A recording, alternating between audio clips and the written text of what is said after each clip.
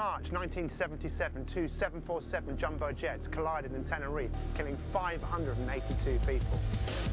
329 people perished in 1985 when a bomb on board an Air India flight ripped apart the 350-ton airliner. 6 months later, a Japan Airlines flight crashed into Mount Ogura, killing 520 of the 524 on board. On September the 11th, 2001, two hijacked airliners crashed into the Twin Towers in New York. They collapsed, causing over 3,000 deaths. Take these statistics, add in irrational phobia, and it's little wonder that some people just won't get on a plane. The real panic starts the moment it starts taxiing along the runway. I shouldn't be up in the air in this little tube and something's going to go wrong. Shit, I'm actually on an aeroplane and I can't get off. As I walk towards the plane, I feel I'm walking to my death. Sitting here now on the ground, I realise it's completely irrational. There's no difference to me. It's the safest form of transport whatsoever. Somewhere deep in my psyche, there's a problem. If I knew how to switch off that problem, I would love to do so.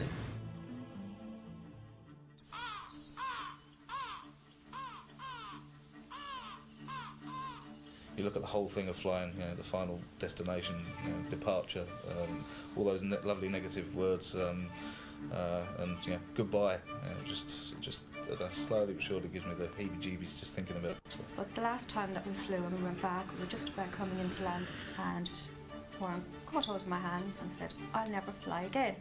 An hour and a half into it, we had went through the wash of another plane, and you know, we actually dropped a good few feet. You know, the weightlessness feeling and all the out of control feeling, and that really did, I suppose, nail it for me. I was then to go on a flight to Vienna, and I just didn't make it onto the flight. I couldn't get onto it. It was terrible. You could see during the day, the day before he was due to fly, that he was getting anxious, and he was actually crying. I'm saying that. He was very, very upset, very worried, literally shaking in the bed.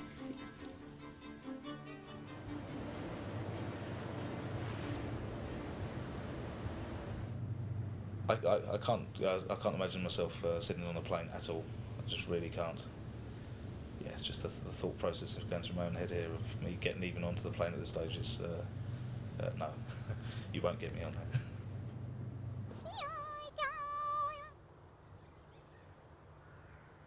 Well, my field is human behaviour, and I specialise in helping people break their habits, conquer their fears, make any changes they want to make in their life. So, you had a bad experience. You've had a number of bad. What was the worst experience you've ever had flying? The worst was coming back from Boston. When he thinks about flying in the past, he'd just make a picture in his mind that would scare the living daylights out of him. And what we did, using his own mind, is to drain the colour out of that picture and to push that picture away. Close your eyes, right? No, you're totally safe. This is not hypnosis I'm doing. I'm only going to ask you to imagine that you're sitting in a cinema, all right? And all I'm going to ask you to do in a minute is to run that experience backwards very, very, very quickly. There will be some music that will help you at the same time. You're going to run this experience black and white now. Everything's going backwards, everything's going backwards, everything's moving backwards, everything's going backwards, and stop. Keep your eyes closed. I want you to do it again, but this time you're going to run it backwards, then you're going to run it forward. Backwards, backwards, backwards, backwards, backwards, backwards, backwards, backwards, forwards, forwards, and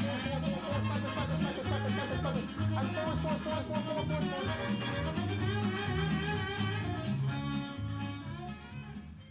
And just take a couple of deep breaths. Open your eyes. What happens when you think about flying now? I'm very honest. I haven't got the heebie-jeebie feeling in the stomach just thinking about flying. Yeah. When I asked him to think about it again, he went, "What are you doing?" It's almost like it's not there. Well, it's not. He's pushed it away. You could always bring it back.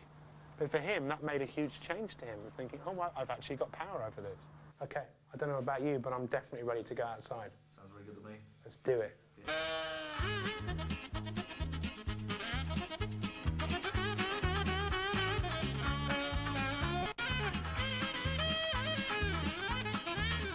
What do you think we might be able to do with these? I'll show you. Just hold on to that for me like that.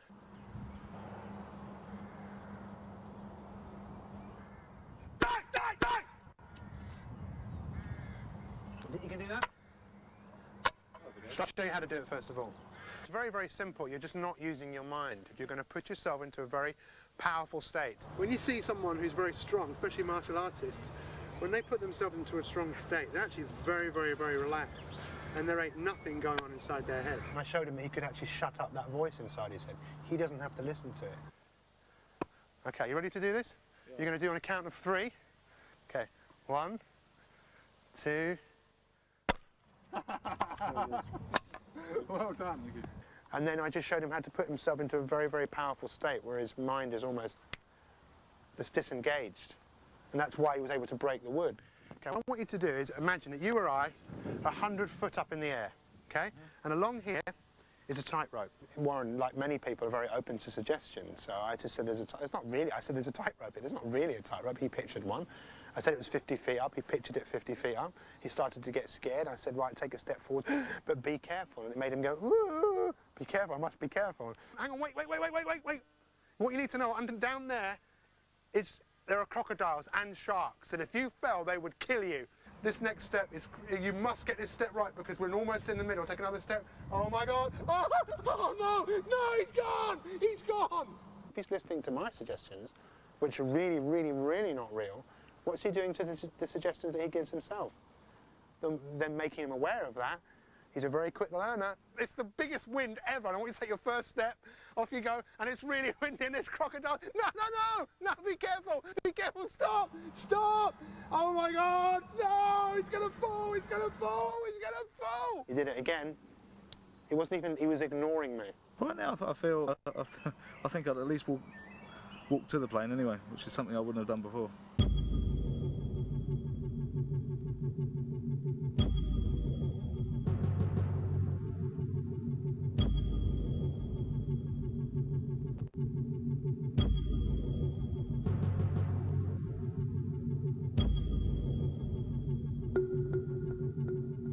I got it. You got it, man. Thank you. Where are you checking in? I'm checking in. There's no turning back.